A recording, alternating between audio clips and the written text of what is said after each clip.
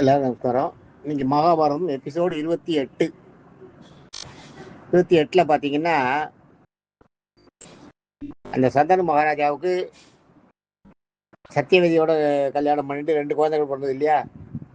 சித்ராங்கதன், விசித்திரவதி, இந்த 2 பேர் இரட்டை பிள்ளைகள் பிறந்தா. இந்த சித்ராங்கதன் ஒழுங்கா இல்லை, குடி கிடி அது மாதிரி ஒரு மாதிரி அவனோட ரூட்டு மாறி போச்சு. அவன் சரியா இல்லை. அவன் சரியா இல்லாத நேரத்தில் அவன் ஒரு தடவை குடிச்சிட்டு இருந்தப்ப என்ன பண்ணுறான், மது போதைகளுக்கு அடிமையாக இருந்தப்ப ஒரு இதே சித்ராங்கதன்ற பேர் இருக்கிற ஒரு கந்தர்வன் கிட்ட வம்பு வளர்த்துறான். அவன் விடிய காத்தால மேலே போகும்போது, நீ யார் எங்களோட ஆளுகைக்கு உட்பட்ட இடத்துல போகிறதுக்கு, அது இதுன்னு ராஜான்ற திமுறது ஜாஸ்தி. ரொம்ப இது பண்ணி அவனை இது பண்ணான். அவனை இது பண்ண பார்த்தான். அவன் என்கிட்ட வம்புக்கு வரட்டு அவனை வெட்டிட்டு போயிடுறான், செத்து போயிடுறான். சித்ராங்கதன் செத்து போயிடுறான். ஸோ விசித்திர வீரியன் மட்டும்தான் இருக்கான். விசித்திர வீரியன் இருந்தாலும் இந்த விசித்திர வீரியனுக்கு கல்யாணம் பண்ணோம். இதுக்கு பீஷ்மர் என்ன பண்றார், சால்வ நாட்டுக்கு போறார். சால்வ நாட்டு அரசன் அப்போ அவனுக்கு அம்பிகை அம்பாலிகைன்னு 3 பொண்ணு. இந்த 3 பொண்ணுக்கும் கல்யாணம் பண்ணுன்ட்டு ஒரு சுயம்பரம் எடுக்கிறான். சுயம்பரம்ங்கிறது ஞாபகம் வச்சுக்கோ, சுயம்பரங்கிறது பெண் பிள்ளையை தேடுறது தான். நிறைய ராஜாக்கள்லாம் வருவா. அந்த பொண்ணு யாரும் எந்த ராஜா விருப்பம்னாலும் அந்த ராஜா காலத்துல மாலையை போடலாம். இது ஒரு ராஜாவோட இது. அந்த காலத்துல அது இருந்திருக்கு. பெண்கள் செலக்ட் பண்ணி ஆம்பளை செலக்ட் பண்ணுறது. இந்த காலத்துல தான் உங்களுக்கு இப்போ ஆம்பளைகள் பொண்களை செலக்ட் பண்ணுறதுன்ற மாதிரி ஆச்சு. நடுவில் கொஞ்ச நாள் இப்போ கொஞ்சம் மாறி இருக்கு. ஒருத்தருக்கு ஈச் அதர் பார்த்துக்கணுன்றதுக்கு அவங்க பேசிக்கணுன்றது அதெல்லாம் பரவாயில்லதான்.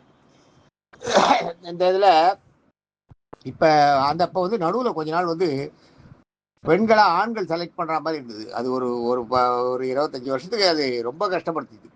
25 வருஷம் இல்லை, மேலேயே இருக்கும் போல இருக்கு. எனக்கு தெரிஞ்ச 25 வருஷத்துக்கு அது ரொம்ப கஷ்டப்படுத்துது.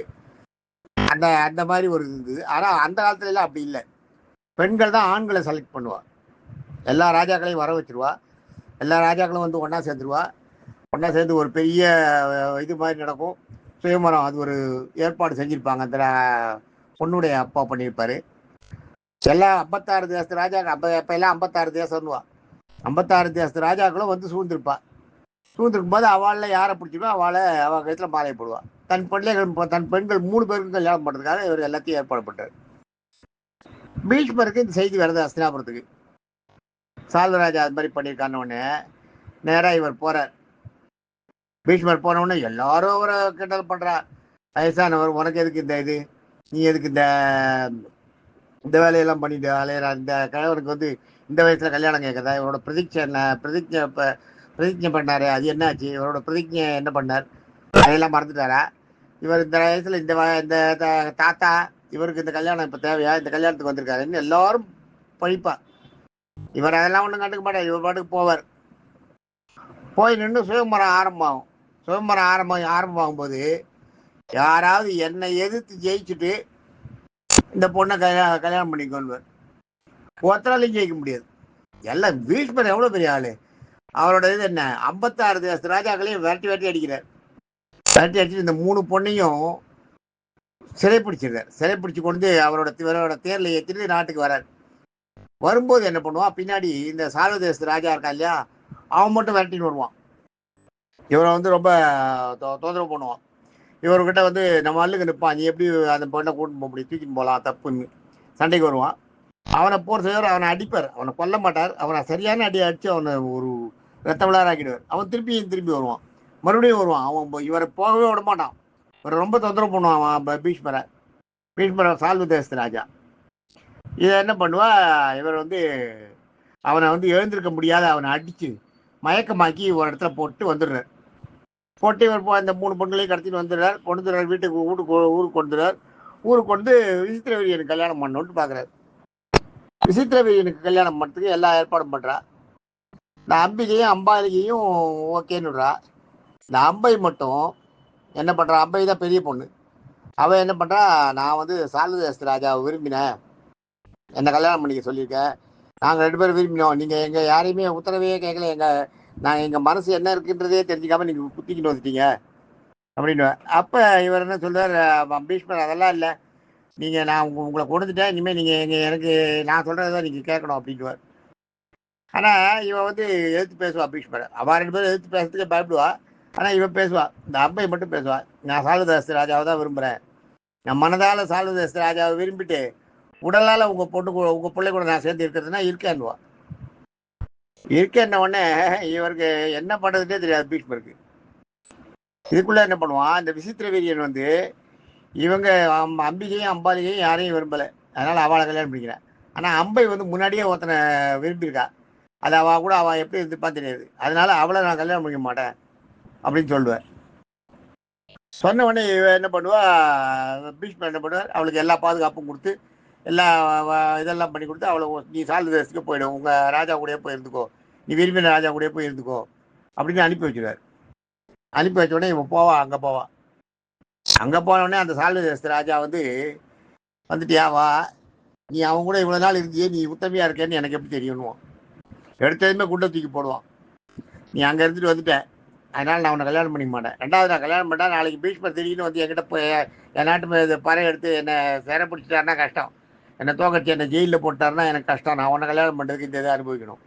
2வது நீ அந்தளவுக்கு உத்தமையும் கிடையாது, நீ போய் இன்னொரு ராஜா கூட எல்லாம் போய் எங்கேயோ போய் இத்தனை நாளாக இருந்துட்டு வந்திருக்க, நீ வந்திருக்கும்போது உன்னை நான் சேர்த்துக்க முடியாது, உத்தமி இல்லைன்னு இவன் சொல்லுவான். ஏன்னா அவள் உத்தமி தான், அவ்வளோ உத்தமி இல்லைன்னு இவன் சொல்லுவான்.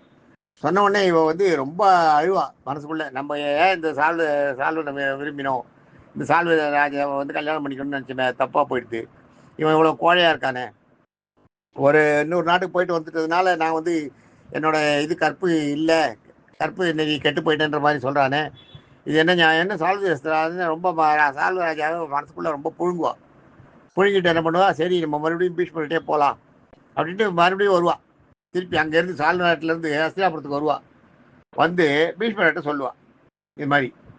பீஷ்மர்கிட்ட சொன்னோடனே பீஷ்மர் வந்து விசித்திர வீரியன்கிட்ட சொல்லுவார், இது மாதிரி நம்ம கொண்டு வந்தாச்சுடா, இந்த பொண்ணை கல்யாணம் பண்ணிக்க மாட்டேங்கிறான், அவன் இப்போ என்ன பண்ணுறது, இவன் என்ன பண்ணுறான், எப்படியா இருந்தாலும் சரி அந்த பொண்ணை நான் கல்யாணம் பண்ணிக்க மாட்டேன்னுவான்.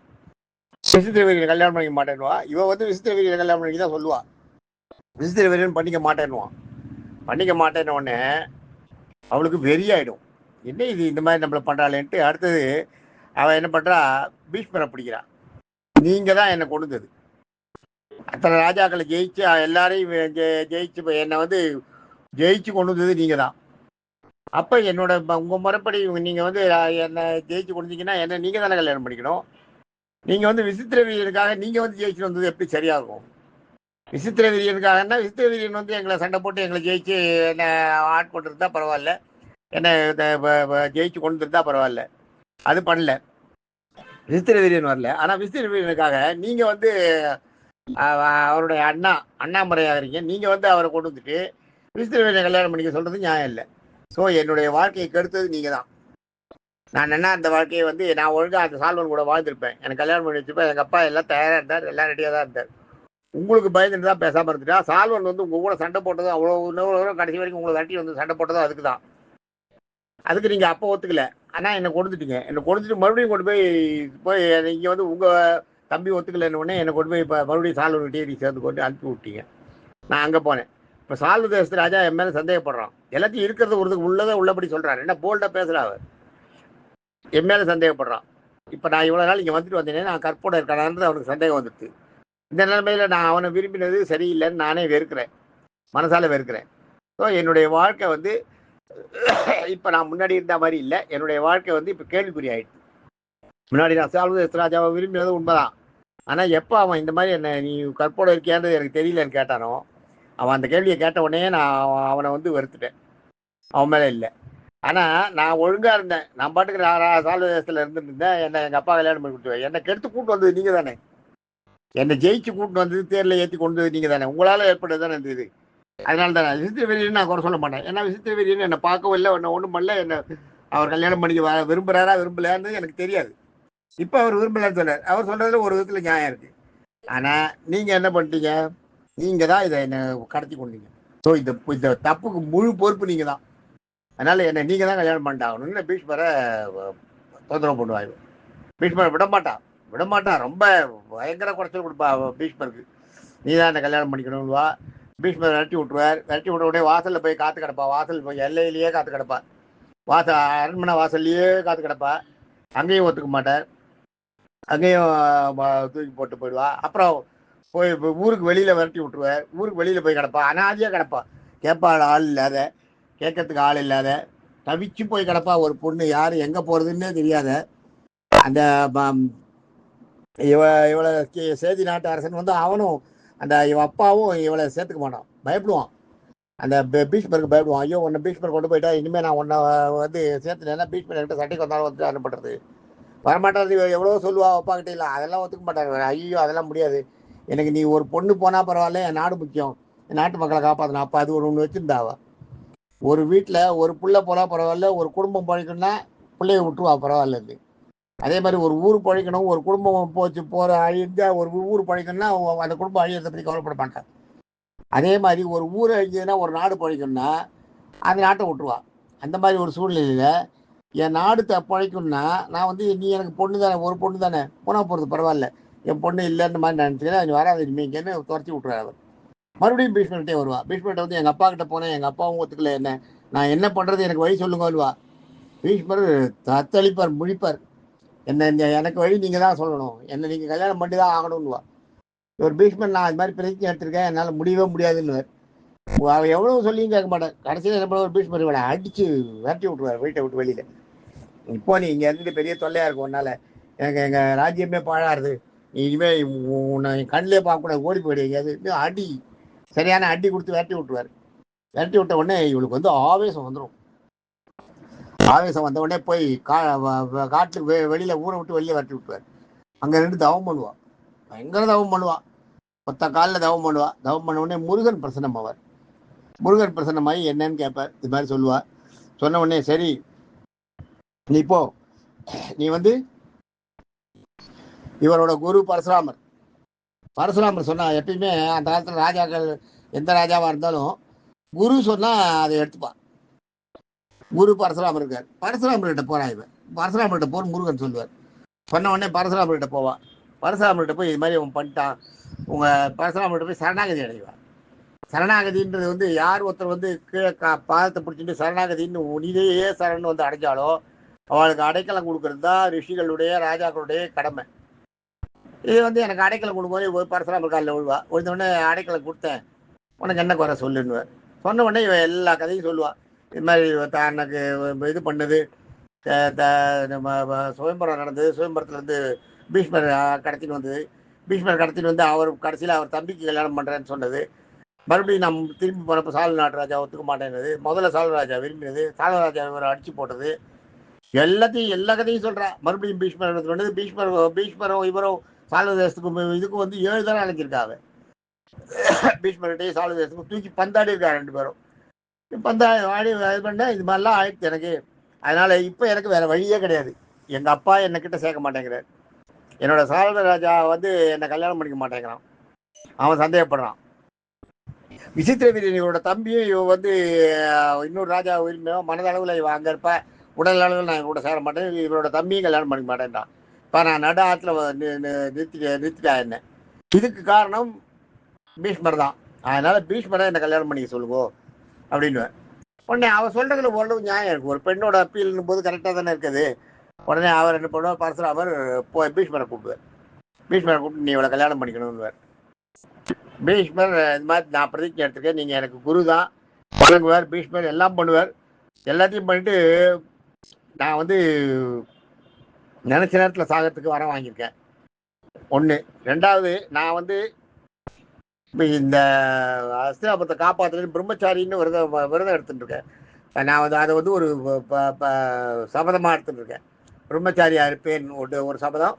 இன்னொன்று நான் என்னோட உடம்புல உயிர் இருக்கிற வரைக்கும் இந்த அஸ்தினாபுர அரியணையை காப்பாற்றுவேன் அப்படின்றது. இந்த 2 பிரதிஜையை சொல்கிறார். சொன்ன உடனே நீ என்ன அந்த பிரதிஜை எடுத்துட்டா நீ ஏன் போய் இதை சால்வராஜாவில் இப்போ இந்த சேதி நாட்டுக்கு போய் எதுக்கு அவ சுயம்பரத்தை டிஸ்டர்ப் பண்ண அப்படின்னு கேட்பேன். சுயம்பரத்தை நீ ஏன் போய் டிஸ்டர்ப் பண்ண, விசித்திர வீரனை அனுப்பி அவனை போய் அவளை வேணா யாரையாவது கல்யாணம் பண்ணி வர சொல்லி அனுப்ப வேண்டியதானே, நீ ஏன் போனேன்னு கேட்பார். பரசுராமர் கேட்பார், இப்போ இல்லாத கேள்விலாம் கேட்பார். இவர் வந்து என்ன சொல்லுவார், இல்லை விசித்திர வீரனால போக முடியல அதனால நான் போனேன், என் தம்பிக்காக நான் போனேன், இது வந்து அஸ்தினாபுரத்தை அரியணையை காப்பாற்றணுன்றது எனக்கு ஒரு பிரதிஜை, அதுபடி நான் இவனுக்கு கல்யாணம் பண்ணி வைக்கணும் விசித்திர வீரன் கல்யாணம் பண்ணிக்க மாட்டேங்கிறான், அவனுக்கு கல்யாணம் பண்ணி வைக்கணுன்றதுக்காக தான் நான் போனேன் சொல்லுவார். இவர் எவ்வளோ சொல்லுவார். அதெல்லாம் சொன்னா கூட அவன் என்ன பண்ணுவான், கடைசியில இவர் வந்து பரசுராமர் வந்து எவ்வளவோ சொல்லுவார். அதெல்லாம் சரியில்லை, நீ போயிருக்க கூடாது, நீ போனா உனக்கு தான், நீ போய் ஒன்னால அந்த பொண்ணு பாதிக்கப்பட்டிருக்காருன்னா அதுக்கு நீ தான் பதில் சொல்லணும், நீ அவளை கல்யாணம் பண்ணி கொள்வார். இவர் முடியாதுன்னுவார். முடியாதுன்ன உடனே பரசுராமர் வந்து எங்கிட்டயே நீ இது பண்றியான்னுவார். பீஷ்மர் வந்து பரசுராமர் ஆச்சாரியனை சேவிச்சுட்டு ஆச்சாரியன்கிட்டயே பரசுராமர் சண்டைக்கு கூப்பிடுவார். சரி நீ சண்டை போட்டு நீ நான் உன்னை விட மாட்டேன், இவளை கல்யாணம் பண்ணாமல் விட மாட்டேன்னுவார். சண்டை நடக்கும் ரெண்டு பேருக்கும். பரசுராமர் என்ன பண்ணுவார், பீஷ்மர் மேலே ஆயுதங்களை ஏவுவார். பீஷ்மர் என்ன பண்ணுவார், எல்லா ஆயுதங்களை பற்றியும் கற்றுக் கொடுத்துருக்காரு இல்லையா பரசுராமர் பீஷ்மருக்கு. பீஷ்மர் என்ன பண்ணுவார், பரசுராமர் வந்து தெய்வத்தை வேண்டி இது பண்ணுவார். ஆனால் இவர் என்ன பண்ணுவார், குருவை வேண்டி ஆயுதங்களை விடுவார். அந்த அஸ்திரங்களை எல்லாம் குருவை நினச்சி விடுவார். குரு யாரு, இவர் தான், பரசுராமர் தான். பரசுராமரை மனசில் நினைச்சுட்டு பரசுராமர் மேலே ஆயுதங்களை விடுவார் இவர். ஆனா பரசுராமர் என்ன பண்ணுவார், தனக்கு வரம் கொடுத்த அந்த தெய்வங்கள் இருக்கு, அந்த தெய்வங்களை நினைச்சுட்டு போடுவார். அதான் எப்பயுமே பக்தியை விட பாகவத பக்தி தான் சிறந்தது. அது மாதிரி இவர் வந்து பெருமாளை சேவிக்கல, ஆனா பெருமாளை வேண்டல, இவர் வேண்டியதெல்லாம் இவரோட குருவை வேண்டார், இவரோட ஆச்சாரியனை வேண்டிட்டு இவர் எல்லாம் பண்றார். இவரோட குரு அவர் தானே, பரசுராமர் வேண்டி அம்பு விடுறார். அதனால பரசுராமரால இவரை ஒன்றும் பண்ண முடியல. ரெண்டு பேருக்கும் வெற்றி தோல்வி இல்லாத யுத்தம் நடந்துட்டே இருக்கு. 27 நாள் நடக்கிறதா அந்த யுத்தம். 27 நாள் நடந்து யார் ஜெயிப்பா யார் தோப்பான்னு தெரியல, நடந்துட்டே இருக்கு, யுத்தம் நடந்துட்டே இருக்கு. கடைசியில பரசுராமர் என்ன பண்ணிடுறார், வயோதிகம், அவரால் முடியல.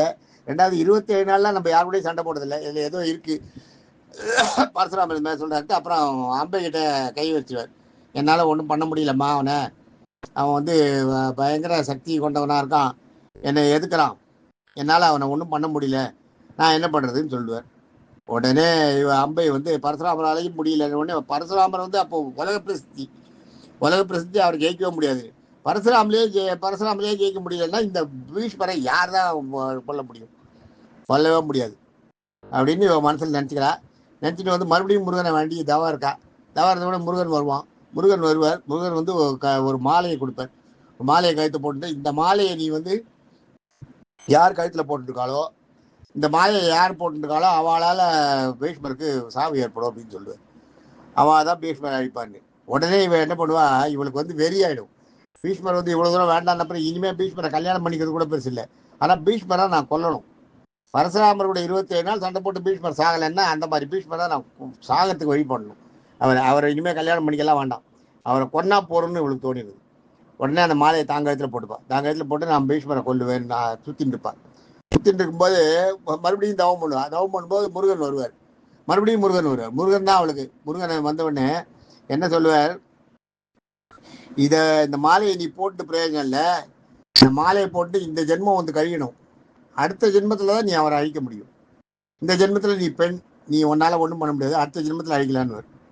உடனே என்ன பண்ணுவா, இவ வந்து அந்த மாலையை அப்படியே தாங்க போட்டுருக்கா இல்லையா, எனக்கு வந்து அடுத்த ஜென்மம் உடனே வரணும், அடுத்த ஜென்மம் உடனே வந்து நான் இவரை பீஷ்மரை அழிக்கணும், என் கையால் அழிக்கணும், அடுத்த ஜென்மம் நான் பிறக்கும்போது என்னுடைய பழைய நினைவுகள் எனக்கு இருக்கணும் அப்படின்னுவா.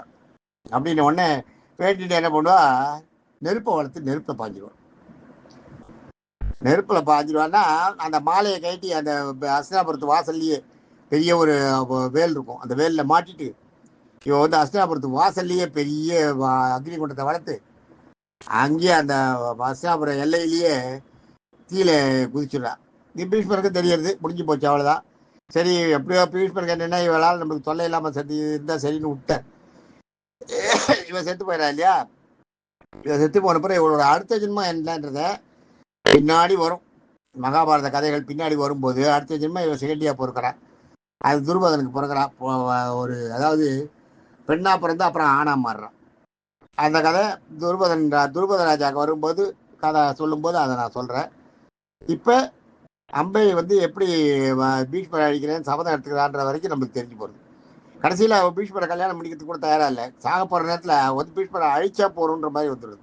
என்ன பரசுராமரோட 27 நாள் சண்டை போடாலும் போடுவேன், கல்யாணம் பண்ணிக்க மாட்டேன்னு சொல்றாருல்ல, அதனால அவளுக்கு வெறியாயிடுது. கல்யாணம் கூட பண்ணிக்க வேண்டாம், நீ என்னோட ஒரு முறை சேரணுவா, என் கூட சேர்ந்து என்னுடைய அந்த இந்த இதை தண்ணித்தன்மையை என்னை மாத்திடு, நான் உனக்கு வந்தபுரத்தில் உனக்கு வேலையாளாக கூட இருக்கேன் அப்படின்னு இவர். இவர் பீஷ்மர் ஒத்துக்கவே மாட்டார். நான் என்னுடைய பிரம்மச்சாரிய விரதத்தை நான் விடவே மாட்டேன்னுவார். அவன் எவ்வளோ சொல்லுவான், நீ என்னை கல்யாணம் பண்ணிட்டு என்ன அரசவையில் எனக்கு குழந்தை பிறந்தா அந்த குழந்தைய அரசனாக்குறதுன்றதெல்லாம் அதெல்லாம் வேண்டாம்.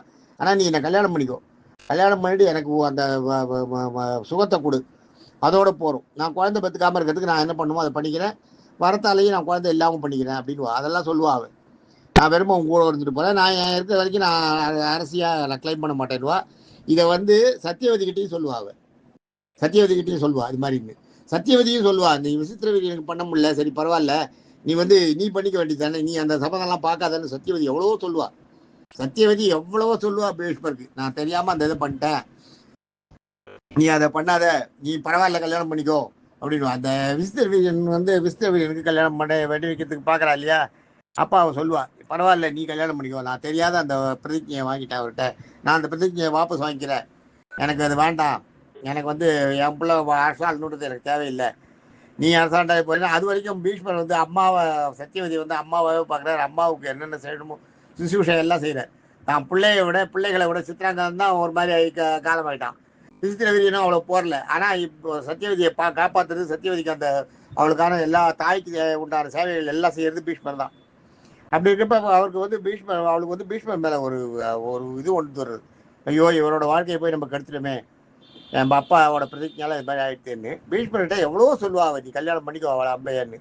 ஆனால் பீஷ்மர் தன்னுடைய அந்த பிரதிஜை எடுத்துட்டது, தன்னுடைய சபதத்தை நான் மாற்ற மாட்டேன், நான் பிரம்மச்சாரிய விதத்துலேருந்து மாற மாட்டேன்னு எவ்வளோ சொல்லிட்டு கடைசியில் ஒதுக்கிடுவான். இது கதை. அம்பையை என்ன பண்ணிடுறா, அம்பையை நெருப்பில் பாஞ்சு செத்து போகிறான். செத்து போயிட்டு அடுத்த ஜென்மத்தில் சிகண்டியா பிறக்கிறா. அது அந்த துருபதன் கதை வரும்போது சிகண்டியா பிறந்து எப்படி சண்டைக்கு வரான்றதை சொல்கிறேன். இது எல்லாம் சேர்ந்து கடைசியில் மகாபாரத போரில் முடியும். யாருக்கு யார் எல்லாமே மகாபாரத கதைகள்லேயே பார்த்தீங்கன்னா எல்லாமே ஒருத்தருக்கு ஒருத்தர் விரோதம் தான். அடுத்த கதையில் அடுத்த டாப்பிக்கில் சொல்கிறேன். தேங்க்யூ.